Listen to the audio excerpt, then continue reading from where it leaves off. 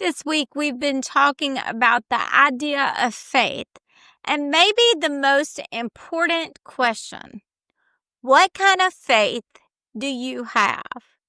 Today, we're going to talk more about the idea of faith and making sure you have faith that good things are going to happen and not bad.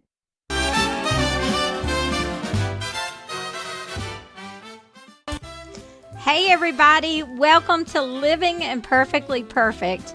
I'm Robin Fan Fitzgerald, a cognitive behavioral therapist, life coach, and someone who's spent years trying to be perfect and failing a bunch. Through biblical truths and practical tools, I've helped men and women break free from anxiety, depression, and unfulfilled dreams and start walking in their abundant life. And now, I want to help you. So slip on your fuzzy socks, pour yourself a cup of coffee, and take a deep breath. You're in a safe space where grace wins, truth heals, and it's more than okay to live imperfectly perfect. Hey, my friend, and thank you for joining me for another episode of Living Imperfectly Perfect. This week has been what I consider one of the most important topics that we will ever talk about, and that's the idea of faith and where you put your faith. Now, you might think that I'm going to talk to you from a religious perspective, but I'm really not. I believe that, or at least not much, I believe that faith is a natural law. And where you put your faith, where you put your belief affects your entire life. And so you have to make sure that you have faith in the right thing. Otherwise, you're going to shape your life in ways that you don't want it shaped. My friend's grandma, I say this over and over, I am so glad she told me this because I have used this so many times. My friend's grandma used to say, what you think about, you bring about. In other words, what you have faith in, that belief in, it's going to materialize in your life. And that sounds so good in so many ways. And if you are really good at thinking positively, that's a wonderful thing for you.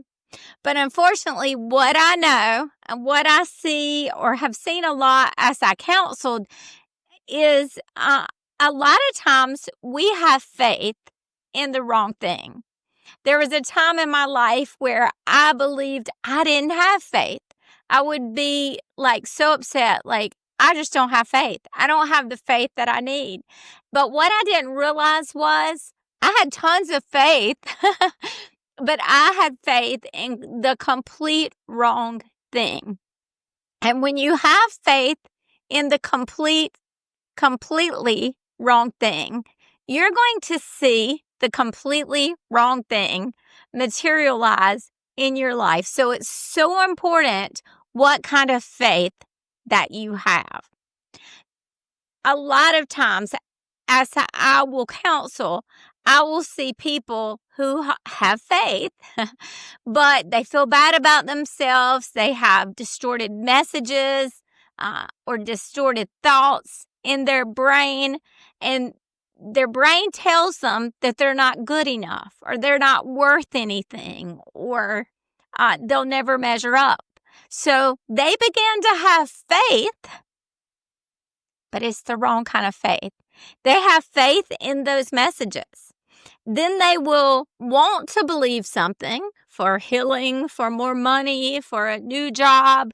They'll want to have faith for those things, and they'll really try, but they get stuck because under it all, to use a psychology term, in our subconscious or in their subconscious, the message of I'm not good enough, I'm not worth anything, I'll never measure up is constantly playing. And that message that's constantly playing overrides their good beliefs. So we have to get rid of those negative messages, negative thoughts, and recognize that they're there and they're trying to keep you from your abundant life or from your best life. So how do we do that? How do we get rid of those negative messages? We all have them. We all have them so much that psychology has a number of terms for them. Sometimes they're called stuck points in some therapies. Sometimes they're called distorted thoughts. In my therapy, I call them ego eras, but they're there within all of us. But we have to make sure that we stop allowing those messages to run underneath it all, and we replace those negative messages with truths about who we really are. Now, here I am going to go back a little bit to the religious aspect, and I'm going to tell you who you are. You are a masterpiece. You were perfectly created. You are the head and not the tail. You are an awesome creation. Those are the things that you are. And those negative lies that your mind tries to tell you sometimes, and those distorted messages are based generally in your past. They're messages that you received as you were growing up. We have to recognize them for what they are. They're big fat lies, y'all. Big fat lies. And we have to start replacing those and replaying the correct messages. That message of, you're a great creation. You have so much worth. You're the head and not the tail. And you're awesome. The messages we let play in our mind are so important. You have to have faith in the positive things to receive positive. There are so many studies that science has done that teach that what we think about, we really do bring about. That they've shown that with the fact that tiny particles react to observation or the belief that the person has. They've just shown it in so many ways that what you think about, you really do bring about. So today, I want you to think about, what do you really want to bring about? What would you like to see in your life? If you had, I say this in counseling, or I used to when I was doing counseling when I was younger, I would say, if I were to give you a magic wand and you could make your life look any way that you wanted it to, how would it look? That's the things that you want to bring about. You have to set your mind and set your focus toward that. Believe that you already have it, and get rid of those negative messages about your self-worth, and believe that you're an awesome creation and you do deserve to get the good things in life. My time's up for today, but for homework, that's what I want you to do. I want you to use my magic wand activity. I want you to think about how you would like your life to look spiritually, physically, financially, in your family, with other relationships. I just want you to go down the whole gamut.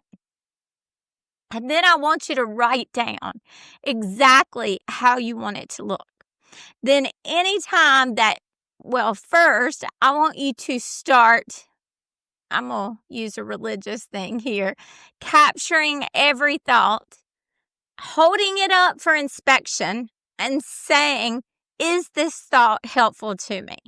And if it's a thought that is negative, I can already tell you that's not helpful to you, and you need to throw it away. Replace it with a positive truth about who you are. So this week, that's your homework, or today, that's your homework. I thank you for joining me for this episode of Living Imperfectly Perfect podcast. If this episode has sparked something in your heart, then I hope you will share it with someone who you feel like needs to know that they have enough worth to see what they would like to have happen in their lives materialize. And I hope you'll share it with those people so that I can reach more people. Again, I want you to remember that I'm with you, I'm for you, and I love you. Thank you, my friend, for spending a few minutes with me today. Remember, you don't have to earn God's favor, chase perfection, or carry it all alone. You are God's masterpiece. You are His righteousness, and you are already enough in Him. So, keep walking forward one grace-filled step at a time, and I'll meet you right back here next time for Living Imperfectly Perfect. So bye for now, and you are going to have a really great day. I just know it.